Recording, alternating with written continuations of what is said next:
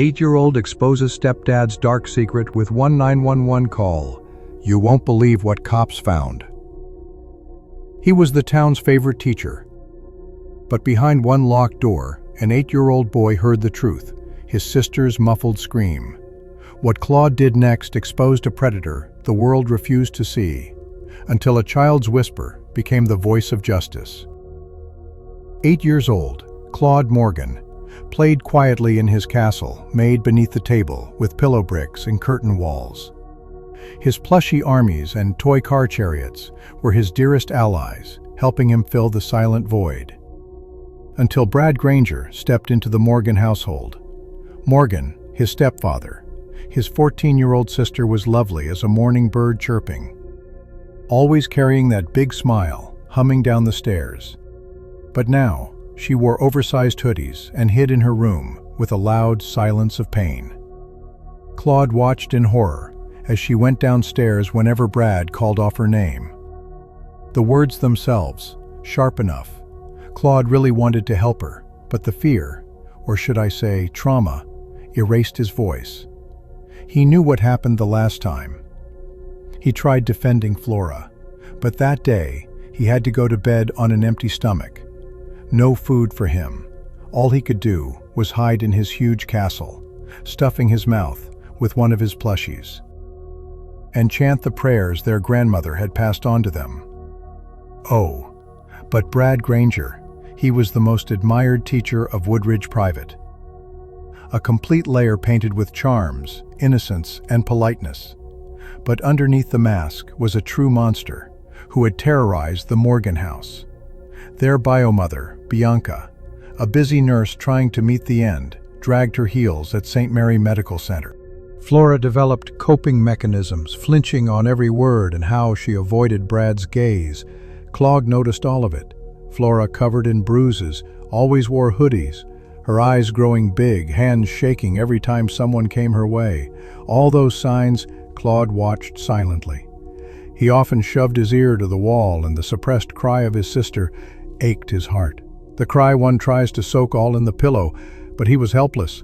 All that terror, with proof in flesh, but why did no one else see it too? On the contrary, Brad, being a good man in front of the world, always changed his colors around Bianca, acting like a good old husband. Even a chameleon could go in shame. It was Monday night. Bianca was gone, working another night shift. Down in the kitchen, Claude sat alone, eating his cereal. Flora, seeing him, offered to cook him something better, but before she could, Brad's sharp voice cut down from upstairs, ordering her to help him with school papers instead. Claude froze. He could hear the argument start, Brad's voice, loud and angry. Then came Flora's crying. Not loud wails, but choked, muffled sobs, like she was trying desperately to swallow them down. Claude sat completely still at the table, his spoon hovering forgotten in the bowl. Suddenly, a heavy thud shook the ceiling above, like something big hitting the floor. A drawer slamming? A door? Or Flora herself? Claude's stomach clenched tight, a cold knot of fear. More sounds followed, shuffling noises, another angry shout from Brad, and then a tiny, muffled whimper. The whole house fell silent. He listened hard, straining his ears, hoping for quiet, dreading what might come next. Claude remembered Miss Carter's lesson from Safety Week. If someone you love is in danger, call 911. Even kids can be heroes. His small hands shook as he punched in the numbers. A voice answered, 911, what's your emergency? Claude's voice was barely a whisper. It's my sister. My stepdad's hurting her. Please help. Minutes later, police cars screeched to a halt outside, sirens blaring. Officer Jack Nolan rushed inside first. Brad Granger put on his usual calm act, trying to smile. There must be a mistake, he said smoothly. Someone's overreacting. But his mask slipped, and the second two officers started up the stairs. Upstairs. They found Flora, tear-streaked, bruised, sweater torn. Brad's mask slipped. Overreacting, he lied, until the cuffs clicked. Paramedics moved fast, checking her over, getting her ready for the ambulance. A policewoman knelt down beside Flora, her voice steady and kind. "You're safe now, you're safe." She locked eyes with Claude and whispered, "Call her, please." Soon she vanished among the paramedics. Back at the house, Detective Kyle Hawk knelt down beside Claude in the living room. "You did the right thing, kid," she said, her voice firm and kind. Later, at the police station, Claude held tight to his stuffed dinosaur. He told him everything: the loud yelling, the cruel insults, the hidden bruises he'd seen on Flora. Flora had always been his superhero. Tonight, he got to be hers. Meanwhile, Bianca's world crashed down around her. Sitting in a quiet room at family services, her hands wouldn't stop shaking. She still wore her nurse's scrubs, faint stains from her long night shift visible. Tears welled up. "I missed it," she choked out, her voice cracking. "I let him near them. I trusted him with my babies. How could I be so blind?" The guilt felt like a heavy stone in her chest. Dr. Cates Bennett, an experienced child psychologist, sat across from her. Her eyes held a calm understanding. She leaned in, her voice warm but steady. "Bianca, listen," she said gently. "Men like Brad, they plan it all out. He didn't just fool your kids. He fooled you. He fooled the school. He fooled everyone. That's how these predators work. They hide in plain sight. But here's the most important thing right now. Your son saw the truth. Claude saved his sister.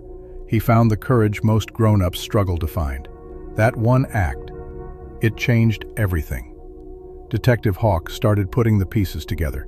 Brad had taught at 3 different schools, and each time girls around 11 to 13 years old had quietly come forward with worries. But nothing happened. No real investigations. No one ever followed up. Then a name kept appearing: Alyssa Freeman. She'd almost taken her own life after Brad spent months slowly poisoning her spirit with cruel words and mind games. Now she was finally ready to tell her story in court. Next came Feline Bradford, a retired assistant principal. She hadn't thrown anything away. She'd saved every single note of concern, every complaint, every report about Brad. "I couldn't stop him back then," Feline said firmly, "but I can stop him now." Flora and Claude went to stay with their Aunt Hannah, while Bianca started the divorce. Therapy helped them begin to heal. Old fears lingered. Flora still checked the door locks 3 times every night. Claude sometimes asked questions that broke your heart, questions no little kid should ever have to ask. But slowly, day by day, the heavy cloud over them started to lift. Flora found comfort in books again, disappearing into their pages. At school, Claude filled his notebooks with drawings of superheroes. Every single one showed a brother and sister, side by side, holding hands. Flora also joined a support group they nicknamed the Brave Circle, led by Alyssa Freeman. There, women and girls shared their painful stories, cried together, and discovered how strong their own voices could be. Flora told them how Brad had chipped away at her, piece by piece, stealing her confidence, driving away her friends, even taking soccer away from her. Then she paused, a small, sure smile forming. "But my brother Claude," Flora said softly, "he saw the real me, even when I felt completely lost and invisible." The following week, they found themselves in the courtroom. This was about to change the course of the turn. Former victims filled the benches, a silent wall of courage facing their abuser. Feline Bradford stepped forward, laying out years of saved evidence, notes, reports, every ignored warning about Brad. Alyssa Freeman took the stand next. She shared her painful story. Then came the sound that hushed the entire room: Claude's 911 call. His young voice, steady and clear, echoed through the silence. Flora stopped being Flora. Brad heard her when Mom wasn't home. A heavy silence fell. No one could ignore the raw truth ringing out from a little boy who'd seen too much too soon. The judge turned a hard gaze toward Brad. The sentence came down: 30 years in prison, no chance of parole. His teaching license? Gone forever. As the handcuffs clicked shut, The proud walk he used to have? Now it was a shameful shuffle. The voices he'd tried so hard to crush had finally silenced him. And there, at the end of the row, sat Claude, small in his chair, but holding his sister Flora's hand tight, his eyes fierce and unblinking. Justice had spoken loud and clear. And its voice? It was the voice of a child who refused to let evil win. Life began again. Flora laced up her cleats and returned to the soccer field, her laughter ringing across the grass. Claude soared to the top of his class, his sharp mind finally free to learn without fear. Their home got a fresh start too. New paint on the walls, furniture in new places. Every shadow of Brad scrubbed away. Their story didn't end there. The Baker Initiative was born, a new law requiring schools to report abuse, run deeper background checks, and give kids access to counseling. Because of them, other children would be safer. One bright afternoon, Bianca stood with Flora and Claude on the courthouse steps, their hands linked tight.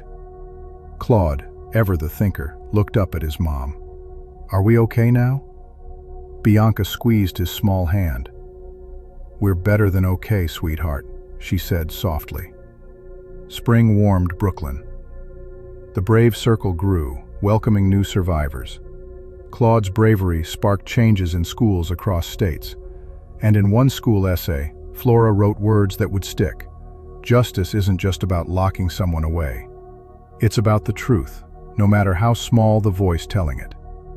And sometimes, that truth comes from the smallest voice in the darkest hour, a voice that saved his sister, and hundreds of others he'd never meet.